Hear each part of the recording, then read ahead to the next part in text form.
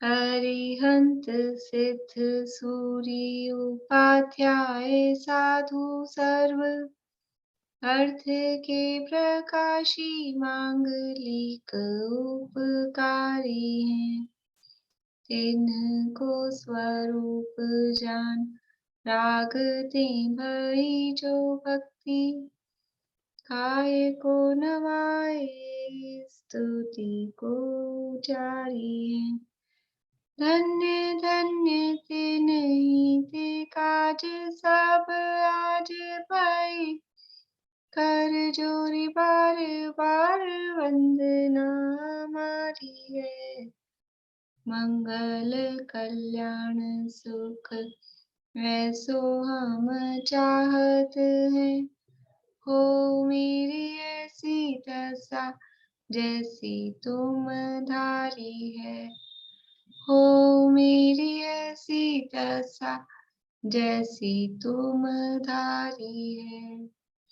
मंगलमय मंगल करण रीत राग विज्ञान नमो ताहि जाते भई हरहंतादि महान। करि मंगल करि हो महा ग्रंथ करण को काज जाते मिले समाज सब पावे निज पद राज। इस भव तरु का मूल एक जानहु मिथ्या भाव ताको करि निर्मूल अब करिए मोक्ष उपाय करिए मोक्ष उपाय। मोक्ष मार्ग प्रकाशक में 7वां अधिकार अपना चल रहा है और 4 प्रकार के मिथ्या दृष्टियों में से दूसरे प्रकार के जो मिथ्या दृष्टि है व्यवहाराभासी मिथ्या दृष्टि। उसमें भी जो 4 प्रकार के व्यवहाराभासी हैं, तो जो चौथे टाइप के अंतिम लगभग अंतिम प्रकरण आज हो ही जाना चाहिए पूरा। अंतिम प्रकरण उसमें अपना चल रहा है और ये जो व्यवहाराभासी है धर्म बुद्धि से धर्म करता है, धर्म बुद्धि से धर्म करता है और उसके लिए अपनी क्रिया को सुधारता है। थोड़ा आगे बढ़ता है तो थोड़ा परिणामों पर ध्यान देता है, परिणाम सुधारता है, लेकिन अंदर अभिप्राय पर ध्यान नहीं पहुंचता है कि वास्तव में जो भूल है वो अभिप्राय में है। अगर अंदर से सुधारे, अभिप्राय सुधरे तो परिणाम भी सुधरते हैं, फिर क्रिया भी सुधरती है, वो ऑटोमेटिक होगा। लेकिन क्रिया सुधारी तो परिणाम और अभिप्राय सुधरेंगे गारंटी नहीं है। क्रिया और परिणाम भी सुधारे तो भी अभिप्राय सुधरा कि नहीं सुधरा उसकी भी गारंटी नहीं है। इसलिए यहाँ अध्यात्म में अभिप्राय सुधारने पर बल दिया जाता है। ऐसा नहीं है कि क्रिया का कोई महत्व नहीं है या क्रिया नहीं सुधारनी चाहिए, लेकिन वो क्रिया तो फिर ऑटोमेटिक अपने आप सुधरेगी ही सुधरेगी, पर अभिप्राय सुधारने पर बल दिया जाता है। यहाँ द्रव्यलिंगी मिथ्या दृष्टि की चर्चा, द्रव्यलिंगी जो मुनि होते हैं मुनि, उनकी चर्चा चल रही है और वो द्रव्यलिंगी किस तरह का आचरण करते हैं, इतना कठोर आचरण करते हैं कि नवे ग्रैव्यक पहुंचते हैं। बाहर में आचरण में इतना बढ़िया, लेकिन फिर भी कहते हैं कि वो असंयति है, मिथ्या दृष्टि है। कई प्रकार के प्रश्न उत्तर उठा के यहाँ पर बताई कि ये जो भी कुछ वो कर रहा है उसके अंदर उसके अभिप्राय में पर पदार्थों में इष्ट अनिष्ट की मान्यता, पर पदार्थों में इष्ट अनिष्ट की बुद्धि वो नहीं छूटी। अभिप्राय में पर पदार्थ ये अच्छा ये बुरा, ये सुखदायक ये दुखदायक, ये अभिप्राय में जमा हुआ ही है। बाहर में प्रतिकार नहीं करता, प्रतिकार नहीं करता, वो कोई मजबूरी है। मजबूरी क्या है कि मैं मुनि हूँ, मुनि को ये नहीं करना चाहिए। तो इस कुछ विचारों से बाहर में प्रतिकार नहीं करता, लेकिन अंदर में मान्यता में ये अच्छे बुरे की जो कल्पना है वो नहीं छूटी। और पर पदार्थों में अच्छे बुरे की इष्ट अनिष्ट की मान्यता वो मिथ्यात्व है। अनेक प्रकार के यहाँ उदाहरणों से ये बात यहाँ पर बता रहे हैं। देखिए 247 पेज पे, 247 पेज पे ऊपर वाले पैराग्राफ से पढ़ते हुए फिर आगे प्रश्न पे बढ़ते हैं। तथा तत्काल परिचय सहनादिक से दुख होना मानता है और विषय सेवनादिक से सुख मानता है, तथा जिनसे सुख दुख का होना माना जाए उनमें इष्ट अनिष्ट बुद्धि से राग द्वेष रूप अभिप्राय का अभाव नहीं होता, और जहाँ राग द्वेष है वहां चारित्र नहीं होता। ये सम्यक चारित्र का अन्यथा रूप के प्रकरण में बात चल रही है, वो अपने आप को चारित्रवान मान रहा है, लेकिन जहाँ ये राग द्वेष इष्ट अनिष्ट की बुद्धि रूप राग द्वेष जहाँ है वहां पर चारित्र नहीं हो सकता। ये दोनों में विरोध है, ये दोनों अपोजिट है। जहाँ ये है वहां वो नहीं, जहाँ वो है वहां ये नहीं, ऐसे ये दोनों अपोजिट हैं। इसलिए जहाँ राग द्वेष है वहां चारित्र नहीं होता। इसलिए यह द्रव्यलिंगी विषय सेवन छोड़कर तपश्चरण आदि करता है तथापि असंयमी ही है। विषय सेवन छोड़ के तपश्चरण आदि कर रहा है लेकिन फिर भी असंयमी ही है। सिद्धांत में असंयत व देश संयत सम्यक दृष्टि से भी इसे हीन कहा है, क्योंकि उनके चौथा पांचवा गुणस्थान है और इसके पहला ही गुणस्थान है। वास्तव में उच्चता और हीनता किससे है? गुणस्थान बढ़े, और गुणस्थान किससे बढ़ता है? गुणस्थान बढ़ता है अंदर में वो अभिप्राय सुधरने से और कषाय चौकड़ी के अभाव पूर्वक जो वितरागता होती है उससे। तो गुणस्थान तो वही है। अभी बाहर में कुछ भी करे, गुणस्थान तो सबका एक सा ही। पहले गुणस्थान वालों में कितनी वैरायटी, कितनी तरह के हैं। कोई ग्रहित मिथ्यादृष्टि, ग्रहित मिथ्यादृष्टि में भी कोई घोर ग्रहित मिथ्यादृष्टि हो, कोई हल्के ग्रहित मिथ्यादृष्टि हो, कोई ग्रहित तो नहीं है, लेकिन जैनों में भी कितनी वैरायटी। जैन है लेकिन फिर भी उसमें भी कितने तरह के टाइप के होते हैं। कुछ तो ऐसे हैं कि नाम के ही जैन हैं, जिनके खाने पीने के भी ठिकाने नहीं है, और कुछ ऐसे हैं जो ठीक है खाना पीने की तो सही है, यानी खाने पीने के ठिकाने का मतलब है जैन होकर भी जिनके मांस मदिरा का भी त्याग ना हो, ऐसी स्थिति। फिर दूसरे ऐसे हैं कि चलो ठीक है थोड़ा खान पान मांस मदिरा वाला नहीं है लेकिन मंदिर वगैरह का हिसाब नहीं। फिर तीसरे खाली मंदिर जाते हैं, भगवान को अपनी अटेंडेंस लगा के आ जाते हैं। फिर चौथे कुछ पूजा पाठ करने वाले हैं, फिर और कुछ वहां बैठ के स्वाध्याय करने वाले हैं। फिर कुछ ऐसे हैं जो और गहराई से स्वाध्याय करने वाले भी हैं, व्रत उपवास करने वाले भी। कितनी वैरायटी है मिथ्या दृष्टियों में भी, इतनी सारी वैरायटी है। लेकिन गुणस्थान, गुणस्थान सबका पहला ही है। इसलिए कुछ भी करे बाहर में, यानी ये तो सबसे उत्कृष्ट, इससे उत्कृष्ट दशा मिथ्या दृष्टि की क्या हो सकती है। बाहर में द्रव्यलिंग और द्रव्यलिंग भी कैसा, हल्का फुल्का नहीं, नवे ग्रह पहुंचाने वाला ऐसा द्रव्यलिंगी धारण कर रखा है, लेकिन फिर भी गुणस्थान तो पहला ही है। यहाँ कोई कहे कि असंयत व देश संयत सम्यक दृष्टि के कषायों की प्रवृत्ति विशेष है और द्रव्यलिंगी मुनि के थोड़ी है, इसी से असंयत व देश संयत सम्यक दृष्टि तो 16वें स्वर्ग पर्यंत ही जाते हैं और द्रव्यलिंगी अंतिम ग्रहव्यक पर्यंत जाता है। आप तो यूं ही कहते हो कि गुणस्थान है और ये है वो है ये अच्छा है, वो जा रहा है नवे ग्रहव्यक। कोई भी पंचम गुणस्थान वर्ती भी हो लेकिन वो 16वें स्वर्ग से ऊपर नहीं जा सकता। कपड़े पहने हुए गृहस्थ, गृहस्थ दशा में 16वें स्वर्ग से ऊपर नहीं जा सकता है। और ये नवे ग्रहव्यक जा रहा है, तो उनसे तो अच्छा है कि उनके तो कषायों की प्रवृत्ति विशेष है, वो तो लड़ाई झगड़ा करते हुए दिख जाएंगे चौथे पांचवे गुणस्थान वर्ती तो। और इसकी तो चमड़ी उधेड़ के नमक मिर्च भुरक दे तो भी उफ नहीं करे, चू नहीं करे। उनके कषायों की प्रवृत्ति विशेष है और द्रव्यलिंगी मुनि के थोड़ी है। थोड़ी क्या, दिखती ही नहीं, उसकी है ही नहीं, ऐसा लगता है, ऐसा लगता है।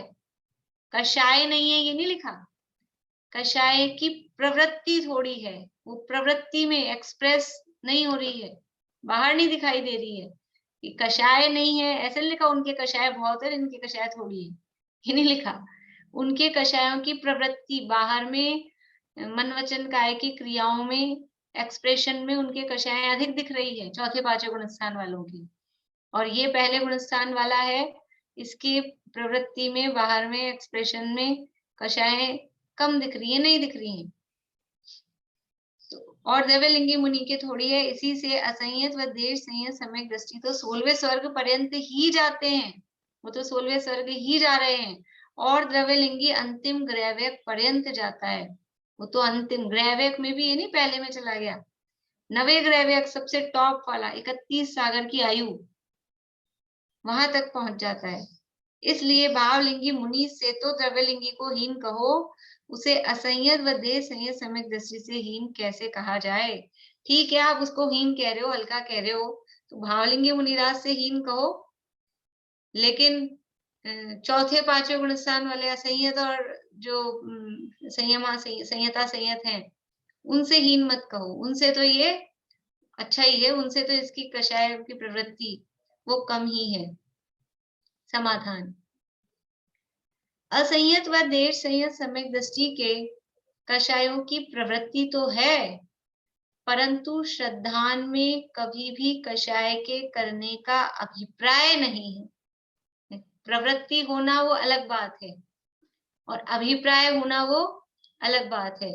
चौथे पांचवें गुणस्थान वालों के कषाय की प्रवृत्ति तो है, लेकिन ये कषाय अच्छी है, ये कषाय मुझे करना चाहिए, ऐसा उसका अभिप्राय नहीं है। अभिप्राय में किसी भी कषाय के करने का वो उसको अभिप्राय नहीं है, चाहता नहीं है कि मैं कषाय करूं। कषाय हो रही है, कषाय होना वो एक अलग बात है, और कषाय की इच्छा होना, कषाय करना चाहना, अभिप्राय में कषाय मुझे लाभदायक है, ये कषाय नहीं करूं तो मेरा काम कैसे चलेगा, ये अंदर अभिप्राय में होना वो अलग बात है। हमको कषाय करने की इच्छा होती है कि नहीं? कषाय करने की इच्छा होती है? नहीं होती? आभांटी नहीं होती कषाय करने की इच्छा? नहीं होती? नहीं बोलते? कभी कभी तो आज तो ऐसी, कभी दुखी हो तो ऐसी इच्छा हो रही रो लूं, नहीं होता ऐसा?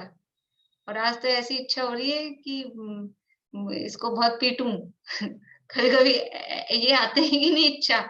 ये क्या है? ये तो मैंने दो कॉमन बताई। इसी तरह से ये क्रोध की, मान की, मान की इच्छा होती है कि नहीं? मान की इच्छा का मतलब सब मुझे माने, पूछे, मेरी बड़ाई करें, ये इच्छा होती है कि नहीं? ये कौन सी इच्छा है? मुझे मान सम्मान मिले, ये मान की इच्छा है कि नहीं? ये होती है कि नहीं हमारे अंदर? कौन है ऐसा व्यक्ति जो ये नहीं चाहता है कि मुझे, भले ही ये कहते रहे हमें मान सम्मान नहीं चाहिए, लेकिन फिर भी कौन मनुष्य ऐसा है जिसको मान की इच्छा नहीं है? मान की इच्छा रहती है। तो कषायों की इच्छा, वो कषायों करने का अभिप्राय अंदर से, ये कषाय, और ऐसा रहता है ये नहीं करें हम, इतने ये कषाय तो काम ही नहीं होगा, तो घर ही नहीं चले, गृहस्थी नहीं चले, ऐसा लगता है, अंदर में अभिप्राय पड़ा रहता है ये। तो असंयत व संयत सम्यक दृष्टियों के कषायों की प्रवृत्ति तो है, परंतु श्रद्धान में किसी भी कषाय के करने का अभिप्राय नहीं है। देखो, हम खड़े थे कहीं लाइन में और आपको धक्का लग गया, तो प्रवृत्ति में क्या हुआ? प्रवृत्ति तो ये हो गई ना, धक्का लगा दिया, गिरा दिया, हमसे धक्का लगा और आप गिर गए, तो प्रवृत्ति में तो ये हुआ कि धक्का लगा है, लेकिन अभिप्राय में था क्या? अभिप्राय में नहीं था। ऐसे ही सम्यक दृष्टियों के प्रवृत्ति में तो कषाय होती दिख रही है, युद्ध पे जा रहे हैं, 6 खंड के दिग्विजय के लिए जा रहे हैं, और रावण से युद्ध करने जा रहे हैं, और रानियों के साथ भोग भोग रहे हैं। कषायों की प्रवृत्ति तो है, लेकिन अंदर अभिप्राय में नहीं है। अभिप्राय में वो मैं ये करूं, ये करना चाहिए, अभिप्राय में क्या रहता है? वो प्रवृत्ति में प्रवर्तते हुए भी अंदर में खेद वर्तता है कि कब इससे छूटूं, कब इससे निकले, ये करने योग्य कार्य नहीं है, ये कार्य हमारे करने योग्य नहीं है, ये संसार हमारे रहने योग्य नहीं है, अंदर अभिप्राय में ये है। तथा द्रव्यलिंगी के शुभ कषाय करने का अभिप्राय पाया जाता है। द्रव्यलिंगी का अभिप्राय क्या है? उसकी प्रवृत्ति बाहर में कम दिख रही है मन वचन काया की, लेकिन अभिप्राय में क्या है, शुभ कषाय मतलब शुभ भाव करने का तो अभिप्राय उसके रहता है। ये जो पीछे सारे प्रकरण बताया ना कि भाई ये परिचय सहना है या भूख प्यास सहना है या ये इनसे अनित्यादि भावनाओं का जो विचार की बात कही कि ये सब स्त्री को पुत्र आदि से कुटुंब आदि से विरक्त होना है, ऐसे शुभ भाव रूप प्रवृत्ति का अंदर अभिप्राय बना रहता है। ज्ञानियों के शुभ भाव होते हैं, लेकिन ये शुभ भाव करने योग्य है ऐसा अभिप्राय नहीं है। और ये द्रव्य लिंगी के शुभ भाव होते भी हैं और अंदर में उनको उपादेय मानता है, क्योंकि उससे उस अनुकूलता में सुख बाहरी परद्रव्यों में, ये कहा था ना यहाँ पे कि वो उसमें इष्ट अनिष्ट बुद्धि मानता है, विषय सेवनाधिक से सुख मानता है और परिचय सहनाधिक से दुख मानता है। अंदर मान्यता में ये पड़ा है। परिचय भी क्यों सहन कर रहा है कि अभी परिचय सहन करेंगे तो स्वर्ग जाएंगे अथवा मोक्ष जाएंगे, तो मोक्ष का स्वरूप ही स्वर्ग जैसा ही मानता है, मोक्ष में भी वो इंद्रिय सुखी मानता है। तो इंद्रिय सुख का मिलना, इंद्रिय सुख से अपने आप को सुखी होना, ये अभिप्राय में मानता है। इसलिए उसके शुभ कषाय करने का अभिप्राय पाया जाता है। श्रद्धान में उन्हें भला जानता है, इसलिए श्रद्धान की अपेक्षा असह्य सम्यक दृष्टि से भी इसके अधिक कषाय है। किसके कषाय ज्यादा है? कषाय किसकी ज्यादा है? बाहर में जो मुनि दिख रहा है उसके, या बाहर में 96,000 रानियों के साथ जो बैठा है उसके? किसके कषाय ज्यादा है कि ये बाहर में सब कुछ छोड़ के बैठा है मौन धारण करके, और पीछे समस्या का दिया था ना वो विसमिति आलम्बे महाव्रत आचरे पर पाप में ते ये तो अद्यापि पापा, ये शब्द संस्कृत में लिखे।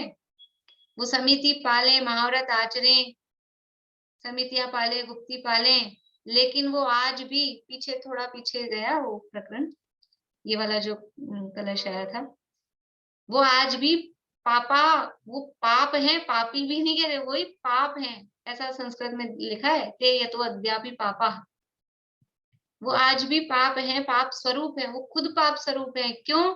क्योंकि उनकी श्रद्धान में वो कषाय के प्रति उपादेय, कषाय करने का अभिप्राय वो उनके श्रद्धान में पाया जाता है। श्रद्धान में उन्हें भला मानता है, इसलिए श्रद्धान की अपेक्षा से किसके अधिक कषाय है? किसके अधिक कषाय है कि बाहर में प्रवृत्ति अधिक कम नहीं होती है। 4 है कि 3 है कि 2 है कि 1 है, तो अधिक कम होगी, कषाय घटे। कषाय कैसे घटती है? कषाय घटती है 4, 4 से 3, 3 से 2, 2 से 1 और 1 से 0। ये है कषाय के घटने का। और उसके पास कितनी है? नवग्रह पहुंच रहा है, उसके पास है कितनी? 4 है। और ये 96,000 रानियों के साथ में जो बैठा है उसके पास कितनी है? इसके पास 3 ही है। इसलिए कौन हीन है?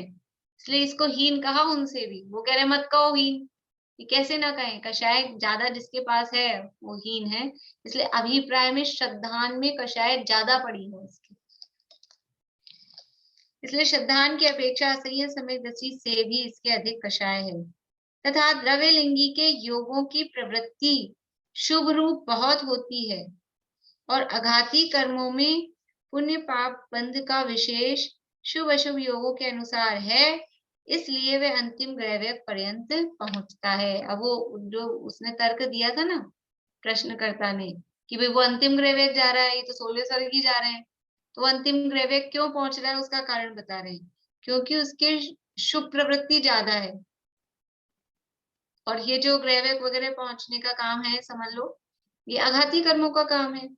आयु है वो अघाती कर्म है, गति आदि है ये अघाती कर्म है, नाम कर्म है, साता का उदय है ये अघातिया कर्म है। तो अघातिया कर्मों में जो पुण्य पाप का विशेष है वो किसके कारण है कि शुभ अशुभ योगों के अनुसार उसमें विशेष फर्क पड़ता है। शुभ अशुभ योग और योग के साथ में वो परिणाम उसके शुभ अशुभ वैसे ही चल रहे हैं। तो शुभ योग है, परिणाम भी शुभ है, इस कारण उसके वो अघातिया कर्मों में पुण्य प्रकृतियां बंधती हैं, क्योंकि योग शुभ है, मनोवचन काय की प्रवृत्ति शुभ है और उसके साथ में परिणाम भी शुभ है। इसलिए घातिया तो सारे पापी रूप हैं, घातिया में तो कोई विभाजन है ही नहीं। अघातिया कर्मों में पुण्य पाप का भेद है, तो अघातिया कर्मों की पुण्य प्रकृतियां उसके बनती हैं शुभ योगों के कारण, शुभ परिणाम के कारण। इसलिए वह अंतिम योगों अंतिम ग्रहवेग पर्यंत पहुंचता है, परंतु अंतिम ग्रहवेग पहुंच जाता है लेकिन वह कुछ कार्यकारी नहीं है। अंतिम ग्रहवेग पहुंच गया, ये क्या काम का, क्या मतलब का, कि कोई काम का नहीं है, क्योंकि अघातिया कर्म आत्मगुण के घातक नहीं है। उनके उदय से उच्च नीच पद प्राप्त किए तो क्या हुआ, ये अघातिया कर्म है, ये कोई आत्मगुण के घातक नहीं है। अघातिया कर्मों में कुछ पुण्य का उदय हो गया, कुछ थोड़ा ऊंचा पद प्राप्त हो गया, उससे कोई फर्क नहीं पड़ता है। देखिए जैसे अभी अपन ने बंध विच्छुत्ति देखी ना, जब अपन उदय विच्छुत्ति देखेंगे तो नीच यानी पाप प्रकृतियों का उदय कहाँ तक चल सकता है। पाप प्रकृतियों का उदय, जो कुछ पाप प्रकृतियां हैं वो तो जल्दी विच्छुत्ति हो जाती है पहले दूसरे में ही, लेकिन कुछ पाप प्रकृतियां हैं 13वें तक चलती हैं। जैसे सुस्वर दुस्वर है, तो दुस्वर पुण्य है कि पाप है, पाप प्रकृति है, 13वें गुण स्थान तक उदय उसका हो सकता है, होता है। स्थिर अस्थिर, सुस्वर दुस्वर, शुभ अशुभ, ये 13वें गुण स्थान में उदय विच्छुत्ति है इनकी। इसी तरह से संस्थान, 6 संस्थान, उनमें से एक संस्थान शुभ है, बाकी के 5 अशुभ हैं, और 6 संस्थान की उदय विच्छुत्ति 13वें गुण स्थान में। इसलिए ये अघातिया कर्मों में कुछ पुण्य प्रकृतियों का उदय आ रहा है कि पाप प्रकृतियों का उदय आ रहा है, इसमें कोई खास बड़ी बात नहीं है, बहुत बड़ी बात नहीं है इसमें। बोलिए मीना चाची। आपका नेट स्लो है या मेरा है मैम, की पता नहीं, मुझे आपकी आवाज कभी बीच बीच में आती नहीं है। आपका स्लो है, आप अभी अटके हुए हो, आपकी आवाज तो आ रही है लेकिन फोटो आपकी स्टिल है। आपका स्लो है अभी तो, है ना? मेरी तो और लोगों को तो सही आ रही है। ठीक है।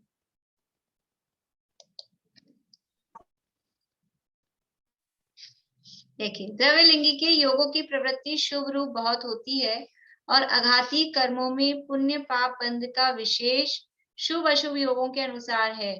इसलिए वह अंतिम ग्रहवेग पर्यंत पहुंचता है, परंतु वह कुछ कार्यकारी नहीं है, क्योंकि अघातिया कर्म आत्मगुण के घातक नहीं है। अघातिया कर्म है वो, उससे कोई आत्मा के जो गुण है, उन गुण मतलब जो मुख्य गुण है, अनुजीवी गुण है, उनका कुछ घात नहीं होता है। वो तो सामग्री प्रदान करते हैं, संयोग प्रदान करते हैं। अघातिया कर्म के उदय से संयोग मिलेंगे, उससे जीव को कुछ फर्क नहीं पड़ने वाला है खास, तो वो आत्मगुण के घातक नहीं है। उनके उदय से उच्च नीच पद प्राप्त किए तो क्या हुआ, वे तो बाह्य संयोग मात्र संसार दशा के स्वांग हैं। कोई नीच गोत्री हो, नीच गोत्र का उदय है, उसके कौन सा गुण स्थान हो सकता है? नीच गोत्र के उदय में पहले में तो होती है, दूसरा हो सकता है, तीसरा हो सकता है, चौथे गुण स्थान में नीच गोत्र का उदय हो सकता है कि नहीं? हाँ या ना? कुछ भी जवाब दीजिए, अंदाज। ना, कुछ लोग ना कह रहे हैं, कुछ लोग हाँ कह रहे हैं। मैंने ना बोला तो हाँ वालों ने उंगली नीचे कर ली। अरे नीच गोत्र का उदय कहाँ है? चारों गतियों में नीच गोत्र का उदय, उच्च गोत्र और नीच गोत्र के उदय बताइए। मैंने बताया हुआ कई बार, गतियों में गोत्र का उदय कौन बताएगा?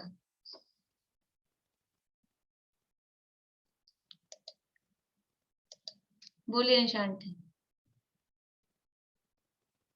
देवों के कौन से? नहीं, देवों ऐसे अलग अलग बताना है। देवों में फिर मुझे नहीं आता। बोलिए ज्योति जी, बोलिए। लेकिन इसकी बंध विच्छुत्ति तो दूसरे गुण स्थान में हो जाती है ना दीदी? त्रियंच और उदय पूछ रही हूँ ना मैं, उदय इसीलिए अलग है, मिक्स नहीं करना, इसलिए मैं अभी सिखा नहीं रही उदय विच्छुत्ति, कि दोनों घुसा देंगे एक दूसरे में।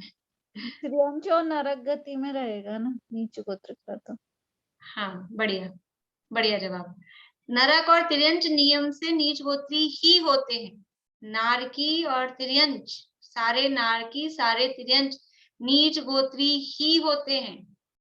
देव उच्च गोत्री ही होते हैं, और मनुष्यों में दोनों है। मनुष्य उच्च गोत्री भी होते हैं, नीच गोत्री भी होते हैं। अब देव कौन सा है? किल्विशिक जाति का है, तो भी उच्च गोत्र का ही उदय है। उदय की बात पूछ रही हूँ, बंद की नहीं। तो उदय, नीच गोत्र का उदय चौथे गुण स्थान में होगा कि नहीं? कोई नारकी, कोई क्या, बहुत सारे असंख्यात नारकी हैं, सम्यक दृष्टि है कि नहीं? और गोत्र कौन सा है उनका? नीच गोत्र अघात, यानी मैं ये बता रही हूँ, अघातिया में पाप प्रकृति का उदय है ना, अघातिया कर्म है, गोत्र कर्म अघातिया है कि नहीं? और वो नीच गोत्र का उदय, तो पाप प्रकृति का उदय हुआ कि नहीं? और गुण स्थान कौन सा है? चौथा गुण स्थान है। क्या फर्क पड़ता है? तिर्यंच है स्वयंभू रमण समुद्र का महामत से, पंचम गुण स्थान वर्ती है, होता है कि नहीं? होता है ना स्वयंभू रमण समुद्र में। यहाँ भी अपने भी हो जाएंगे, कर्म भूमि में कहीं भी तिर्यंच पंचम गुण स्थान वर्ती हो सकते हैं, होते हैं। गोत्र कौन सा होगा? पंचम गुण स्थान होने पर भी गोत्र नीच गोत्र ही है उनका। नीच गोत्र का उदय में पंचम गुण स्थान है। आघातिया कर्मों में क्या फर्क पड़ता है? उसके मिथ्या दृष्टि है, अघातिया में नवे ग्रह पहुंच गया है, क्या फर्क पड़ रहा है? एंड में उसका अंदर कषाय कम कहाँ हुई, गुण स्थान बढ़ा कहाँ? ये कुछ थोड़ा शुभ भाव करके थोड़ा ऊपर पहुंच गया है। वो नीच गोत्रिक का उदय होने पर भी इस भाव में अभी उनके, अब आगे नहीं आएगा आगे। अब वो संसार में मोक्ष मार्ग में आगे बढ़े हुए हैं, और ये वो मोक्ष मार्गी हैं और ये संसार मार्गी है। आघातिया कर्मों में थोड़ा बहुत पुण्य का उदय किसी के आ गया है, तो उसमें कोई बड़ी बात। अभी आप अपने में देखो, अपन समझ लो मिडिल क्लास हो, ठीक ठाक से हो, ठीक ठाक भी ऐसे हो, बहुत वो नहीं हो, और कोई सप्त व्यसनी है, वो बहुत बड़ा अच्छा करोड़पति लखपति, मतलब ऐसा है। बाहर में अघातिया कर्मों के संयोग में बाहर में वो अनुकूलताएं दिखाई दे रही, रुपया पैसा धन दौलत ये वो सब, और अपने ये सब चीज नहीं है, मान लो। तो भी हम क्या मानते हैं? पुण्य का उदय उसके है कि अपने? ये अपने को जिन धर्म मिला, जैन कुल मिलाए, तत्व मिलाए, सुनने का अवसर मिल रहा है, ये महान पुण्य का उदय है। और देखा जाए, यद्यपि मिथ्यात्व की अपेक्षा से गुणस्थान एक सा होगा, लेकिन फिर भी मिथ्यात्व की जो पकड़ है, उसका जो चीठापन है, उसमें तो फर्क है कि नहीं है? उसमें फर्क है। तो ऐसे ही ये बाहर में इसको संयोग नवे ग्रह का मिल गया तो क्या काम का है, उससे कोई फर्क पड़ने वाला नहीं है। इसलिए ये अघातिया कर्म आत्मगुण के घातक नहीं है। उनके उदय से उच्च नीच पद प्राप्त किए तो क्या हुआ? वे तो बाह्य संयोग मात्र संसार दशा के स्वांग हैं। ये संसार का स्वांग है। रोल मिला है, दो बच्चे थे बराबर के, दो भाई सगे, एक को गरीब का भिखारी का सा रोल मिल गया और एक को राजा का रोल मिल गया, तो क्या फर्क पड़ता है? रोल ही तो मिला है। इसमें इतराने की क्या जरूरत है कि देख मैं तो राजा बना हूं और तू भिखारी? तो रोल है, दोनों को इनाम एक सी मिलेगी नाटक के बाद में। जो डब्बा तुझे मिलेगा वो डब्बा मुझे मिलेगा, बराबर है, क्या फर्क पड़ना है? संसार दशा के स्वांग है। आप तो आत्मा है, इसलिए आत्मगुण के घातक जो घातिया कर्म है उनकी हीनता कार्यकारी है। घातिया कर्मों में हीनता हो तो कार्यकारी है। तो घातिया कर्मों में क्या हीनता, कौन से कर्म में हीनता हो तो कार्यकारी है? कौन से कर्म में हीनता चलेगी? मोहनीय लिखा तो है घातिया कर्मों में हीनता, लेकिन वास्तव में वो मोहनीय में हीनता। मिथ्यात्व का मोहीनता भी कैसे? दबना वाली हीनता नहीं, ये अभाव, मिथ्यात्व का अभाव हो कि एक कषाय चौकड़ी का अभाव हो, दो कषाय चौकड़ी का अभाव हो तो कुछ कार्यकारी है। नहीं तो क्या, ये दबना मंदना तो हुआ, बहुत बार हुआ, होता रहता है। मंद से तीव्र, तीव्र से मंद, ये कषायें होती ही रहती हैं। आप तो आत्मा है, इसलिए आत्मगुण के घातक जो घातिया कर्म है उनकी हीनता कार्यकारी है। उन घातिया कर्मों का बंध बाह्य प्रवृत्ति के अनुसार नहीं है। कुछ भी करो, अब ये तो नियम है ही ना, चाहे पूजा पाठ व्रत उपवास कर रहे हैं तो भी घातिया कर्म तो सारे पाप रूपी हैं और उनका बंध निरंतर होता ही रहता है, उससे छूटना ही नहीं है, उसमें ऑप्शन ही नहीं है। वो तो समझ लीजिए चारित्र मोहनी में जो जोड़े वाली है ना, उसमें ऑप्शन है, बस एक समय में एक बनेगी, अदरवाइज वो सब बनती रहती है। मोहनीय में मिथ्या तो बनता है हर समय, इसके सम्यक मिथ्यात्व और सम्यक प्रकृति बनती है क्या? सम्यक मिथ्या सम्यक प्रकृति बनती ही नहीं, उदय आता है उनका तो वो तो बनेगी ही नहीं। अब कषायों में अनंतानुबंधी अप्रत्यख्यान प्रत्यख्यान संचलन ये बनती है हमेशा, मिथ्या दृष्टि है तो। अब ये जो बची है 9 कषाय, 9 कषाय में से 3 वेद में से एक समय में एक बंधेगा, एक साथ सारे नहीं बनेंगे। और भय जुगुप्सा निरंतर बनती रहती है, हास्य और शोक में से एक बंधेगी, रति या रति में से एक बंधेगी, ऐसा है। तो वहां थोड़ा सा फर्क है, बस ये 2-3 कम है समझ लो, बाकी सारी बनती रहती हैं। किसमें कमी है? अंतराय की सब बनती रहेंगी, दर्शनावरण की सब बनती रहेंगी, ज्ञानावरण की सब बनती रहेंगी।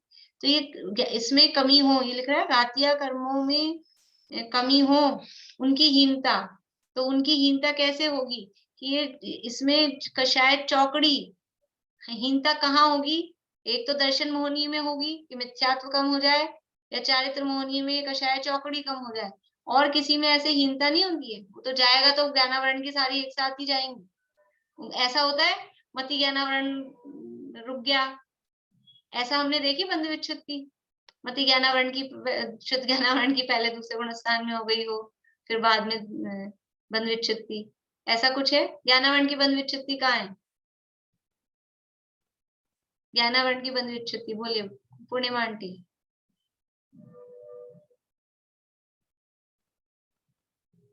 दसवें गुण स्थान में। कौन से ज्ञानावरण की? मति की, श्रुत की, अवधि की? पांचों की है ना? पांचों की एक साथ ही है, उसमें कुछ ऐसा नहीं है कि कुछ फर्क पड़ रहा है। अंतराय की सबकी एक साथ ही है, और दर्शनावरण में समझ लीजिए वो निद्राएं हैं तो वो निद्राओं में थोड़ा सा फर्क है, बाकी वो चक्षु वो तो सारे एक साथ, उनकी भी एक साथ ही है। इसलिए जो फर्क पड़ रहा है नहीं, मूल असर किसका है? मूल जो जिससे हमको फर्क पड़ रहा है, इससे भी, इस प्रकरण से भी सिद्ध हो रहा है ये मोहनीय कर्म ही है एकमात्र, उसी में कुछ भी जो घटना है, हीनता होनी है, वो उसमें होनी है और किसी में नहीं। इसलिए आत्मगुण के घातक जो घातिया कर्म है उनकी हीनता कार्यकारी है। उन घातिया कर्मों का बंध बाह्य प्रवृत्ति के अनुसार नहीं है, अंतरंग कषाय शक्ति के अनुसार है। इसीलिए द्रव्यलिंगी की अपेक्षा असंयत व देश संयत सम्यक दृष्टि के घाती कर्मों का बंध थोड़ा है। उन घातिया कर्मों का बंध बाह्य प्रवृत्ति के अनुसार नहीं है। इसमें भी मतलब क्या? मोहनीय कर्म। ज्ञानावरण का बंध यथायोग्य होगा, दर्शनावरण का, अंतराय का। दर्शनावरण में वो निद्राओं का जरूर है कि वो निद्राओं की बंध विच्छुत्ति हो जाएगी, तो वो बंद नहीं होगा। बाकी के जो सामान्य रूप से है ज्ञानावरण, सॉरी दर्शनावरण, वो चलेंगे। फर्क कहाँ पड़ेगा? वहां मोहनीय में कि मिथ्यात्व का गया और एक कषाय चौकड़ी गई या 2 कषाय चौकड़ी गई, तो ये अंतरंग कषाय शक्ति के अनुसार उनका बंध है, यानी मोहनीय कर्म का बंध मुख्य रूप से अंतरंग कषाय शक्ति के अनुसार है। इसीलिए द्रव्यलिंगी की अपेक्षा असंयत व देश संयत सम्यक दृष्टि के घाती कर्मों का बंध थोड़ा है। अघातिया में भले ही उसके पुण्य ज्यादा दिख रहा हो, लेकिन घातिया कर्मों का बंध इनके कम है। ऐसे होता है कभी एग्जाम, अपने स्कूल में सब्जेक्ट्स होते हैं, तो एक तो होते हैं जिनके नंबर जुड़ते हैं, और एक ऐसे होते हैं कुछ जिनके नंबर नहीं जुड़ते। मतलब एग्जाम तो होता है, उसमें मार्क्स आ जाएंगे, ग्रेड दे देंगे, लेकिन आपकी रैंक पे, डिवीजन पे उनसे फर्क नहीं पड़ता है। हिंदी, इंग्लिश, मैथ, साइंस ये जो होंगे इनके तो जुड़ेंगे, और कुछ ये क्राफ्ट ड्राइंग ये ऐसे सब्जेक्ट होते हैं ना, एग्जाम भी होते हैं, पढ़ाते भी हैं, लेकिन नंबर नहीं जुड़ते। ऐसा ही है ये, नंबर किसके जुड़ने हैं यहाँ पे? घातिया कर्मों के। घातिया कर्मों में जो आप करोगे उसका असर दिखेगा। अघातिया कर्म तो क्या है, ये तो ड्राइंग व्राइंग जैसे नामकरण है ना, ये चित्रकार जैसा, इसमें कोई फर्क नहीं पड़ना है। किसी के ज्यादा आ गए, कोई कहे 100 में से 100 आए ड्राइंग में, तो क्या फर्स्ट रैंक आ जाएगी उसकी? हिंदी, इंग्लिश, मैथ, साइंस में क्या है कि उनमें तो ऐसे आए हैं, किसी में 20, किसी में 30, तो फिर क्या होगा? नहीं है, नहीं मिलने वाली है कहीं। इसीलिए द्रव्यलिंगी की अपेक्षा असंयत व देश संयत सम्यक दृष्टि के घाती कर्मों का बंध थोड़ा है। द्रव्यलिंगी के तो सर्वघाती कर्मों का बंध बहुत स्थिति अनुभाग सहित होता है। द्रव्यलिंगी की कितनी स्थिति बंधेगी, कितनी बंधेगी? मिथ्या दृष्टि है तो कितनी बन सकती है, कितनी बन, मैक्सिमम कितनी बन सकती है द्रव्यलिंगी के? 70 कोड़ा कोड़ी भी बन सकती है। और ये चौथे गुणस्थान वाला है, 5वें गुणस्थान वाला है, इनकी कितनी बंधेगी? मैक्सिमम बंधेगी तो अंतः कोड़ा कोड़ी, प्रायोगिक लब्धि में अंतः कोड़ा कोड़ी रह जाती है, और चौथे गुणस्थान में आते ही अंतः कोड़ा कोड़ी उत्कृष्ट, इससे ज्यादा नहीं बन सकती है स्थिति बंध, है ना। तो द्रव्यलिंगी के तो सर्वघाती कर्मों का बंध बहुत स्थिति अनुभाग सहित, द्रव्यलिंगी के मिथ्या दृष्टि के जो अनुभाग बनेंगे, 4 प्रकार के अनुभाग शक्ति देखी थी हमने, शैल, अस्थि, दारू और लता। इधर से शुरू करें, लता, दारू, अस्थि और शैल।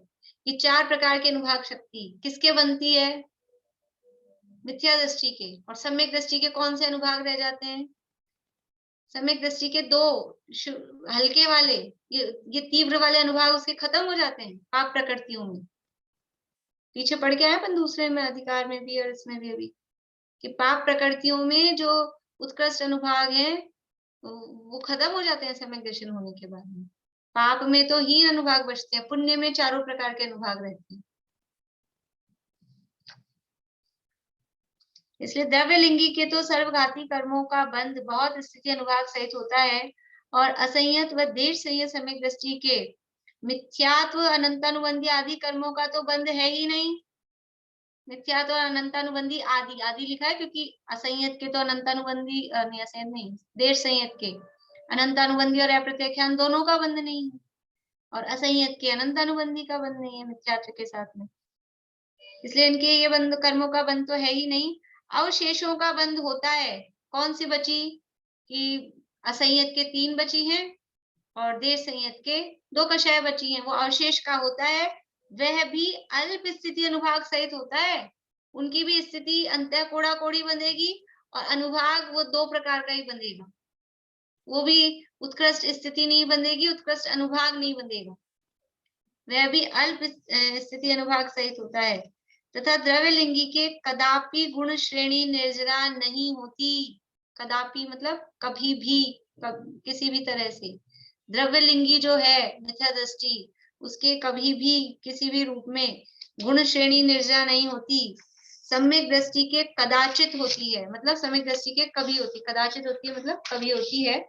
और देश व सकल संयम होने पर निरंतर होती है। गुण श्रेणी निर्जरा होती है गुणाकार रूप में, वो 5वें गुणस्थान से लेकर ऊपर तो निरंतर होती है। चौथे गुणस्थान वाले के कभी कभी होती है, और पहले वाले के कभी नहीं होती है। तो ये आप कह रहे हो कि उसको अच्छा कहो, इसके शुभ भाव ज्यादा हो रहे हैं, ये कहाँ से अच्छा कहें? किस बेस पे अच्छा कहें? कि कुछ निर्जरा होती हो, कुछ संवर होता हो, तब तो हम कुछ कहें, किसको अच्छा कहें? ये इसमें क्या फर्क पड़ता है? थोड़ा वर्ष वर ये तो कर लेता है, कोई भी कर लेता है। 12वें स्वर्ग तक तो अन्यमति चल जाते हैं। ये जैन होकर, मुनि होकर नवे ग्रह किया तो कौन सा बहुत बड़ा तीर मार लिया? अन्यमति चले जाते हैं 12वें स्वर्ग तक, तो तिर्यंच चले जाते हैं, तिर्यंच चले जाते हैं। तो कुछ अच्छा, कोई कषाय कम की हो, कर्मों में हीनता आई हो, घटे हो, तो हम उसकी बड़ाई करें, कुछ अच्छा कहें। द्रव्यलिंगी के कदापि गुण श्रेणी निर्जरा नहीं होती, सम्यक दृष्टि के कदाचित होती है, और देश व सकल संयम होने पर निरंतर होती है। इसी से यह मोक्ष मार्गी हुआ है। इसलिए ये मोक्ष मार्गी हुआ है। कौन? असंयत और देश संयत। इसलिए द्रव्यलिंगी मुनि को शास्त्र में असंयत व देह संयत सम्यक दृष्टि से हीन कहा है, इसलिए उसको हम हीन कह रहे हैं। समयसार शास्त्र में द्रव्यलिंगी मुनि की हीनता गाथा, टीका और कलशों में प्रकट की है। ये पीछे भी दिए थे उदाहरण, द्रव्यलिंगी मुनि के हिसाब से ही दिया, अभी अपन जो पीछे कलश पढ़ के आए थे ना उसमें दिया था। तथा 85 का टीका में जहाँ केवल व्यवहारावलंबी का कथन किया है, वहां व्यवहार पंचाचार होने पर भी उसकी हीनता ही प्रकट की है। तथा प्रवचन सार में संसार तत्व द्रव्यलिंगी को कहा है। प्रवचन सार में शब्द दिया है कि द्रव्यलिंगी संसार तत्व है। जैसे अभी वो शब्द कहा ना ने, ते ये तो अद्यापि पापा, उसको पाप कहा, ऐसे प्रवचन सार में उसको संसार तत्व है। परमात्मा प्रकाश आदि अन्य शास्त्रों में भी इस व्याख्यान को स्पष्ट किया है। ये सब क्या बता रहे हैं? ये 5 प्रकार के अर्थों में से कौन सा अर्थ है? 5 प्रकार के अर्थ होते हैं ना, कौन सा अर्थ? आगमार्थ। आगम के रेफरेंस दे रहे हैं। पहले तो खुद ने अपने तर्कों के आधार पे सिद्ध कर दिया, लेकिन ये जरा सेंसिटिव मुद्दा होता है ना, अपनों में अपनी बुराई गलती बताना, वो जरा खतरनाक बात होती है। दूसरों की कहना उसमें तो कोई बात नहीं, सब हाँ में हाँ मिलाते हैं, लेकिन अपने कस्टम, अपने इसमें, अपने संप्रदाय में, और फिर उसमें भी जो सर्वोत्कृष्ट दशा पद को दिखाई दे रहा है धारण किए हुए, तो ऐसे द्रव्यलिंगी मुनि की हीनता दिखा रहे हैं, तो आगम के प्रमाण दे रहे हैं कि मैं अपने तरफ से नहीं कह रहा हूँ। समय सार में कहा है, पंचास्तिकार में कहा है, प्रवचन सार में कहा है, तो खुद आचार्य के दिए। इसके बाद में परमात्मा प्रकाश आदि अन्य शास्त्रों में भी इस व्याख्यान को स्पष्ट किया है। परमात्मा प्रकाश योगेंदु देव का, जिनका योग सार है, उन्हीं का परमात्मा प्रकाश है, उनमें भी इस व्याख्यान को स्पष्ट किया है। द्रव्यलिंगी के जो जप तप शील संयम आदि क्रियाएं पाई जाती हैं, उन्हें भी इन शास्त्रों में जहां तहां अकार्यकारी बतलाया है, सो वहां देख लेना। मैं अपने मन से ऐसे ही नहीं कह रहा हूँ, इतने सारे रेफरेंस तो दे दिए हैं, वहां से देखना। ग्रंथ, यहाँ ग्रंथ बढ़ जाने के भय से नहीं लिखते हैं। पूरा रेफरेंस दे दे के लिखेंगे तो ग्रंथ बहुत बड़ा हो जाएगा। हम भी खोल के कुछ तो पढ़ते हैं समय सार के रेफरेंस, अब ये सारे उन्होंने दिए हैं, हम भी खोल के चाहे तो पढ़ें, लेकिन अपना भी फिर बढ़ जाएगा बहुत।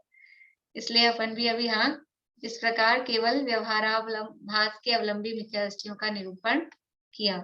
इस तरह से व्यवहाराभासी मिथ्या दृष्टि का प्रकरण यहाँ पर अपना संपन्न हुआ है। और कल से वो क्वेश्चन दिए हुए हैं वो भी करेंगे और थोड़ा रिवीजन करेंगे, और आप लोग तैयारी करना एग्जाम की, पढ़ना चालू करना धीरे धीरे, तो समझ में आएगा विषय क्या है। और फिर रख लेंगे अपन तारीख तय करके, 8-10 दिन में जैसे भी होगा। अभी यही पूरा करते हैं। 8 बजे से शांति जी भाई साहब की क्लास चलती है समय सार की स्मारक में, तो ऑफलाइन जो सुनना चाहे ऑफलाइन, और ऑनलाइन सुनना चाहे ऑनलाइन, जैसे भी जिनवाणी स्तुति करते। आसन बिना आसन जमा गिरनार पर घनश्याम तन, सद्बोध पाया आपने जग को बताया निज। स्वाधीन है प्रत्येक जन, स्वाधीन है प्रत्येक कण, पर द्रव्य से है पृथक पर, हर द्रव्य अपनी, हर द्रव्य अपनी। 9 बार नमस्कार में क्लास जैसे